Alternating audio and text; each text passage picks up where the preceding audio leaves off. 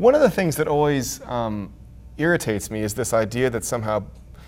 books for teens have to be simpler than books for adults. That the whole idea of the plot, the cause and effect, the way that character is depicted, that all of these things have to be boiled down in some way for teens,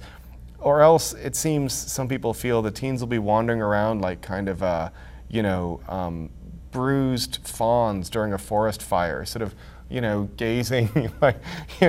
shocked into the blazing underbrush with no idea where to go. Well, look, I mean, the idea is, as teens, many of us, especially as people who identify as readers, which actually is a pretty large percentage of kids,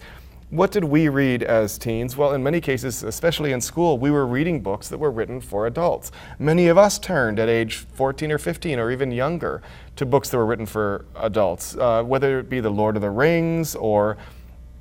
mystery novels, science fiction novels, or The Great Gatsby, which I think for many people is a great kind of entrance into both what adult life might be like, and also it's one of those books that I think a lot of kids have that experience, I know I did, of reading that book and saying, wow, this is a quote-unquote classic, but it's not a kind of a weird, pallid thing like a statue on the side of a building. It's about actual people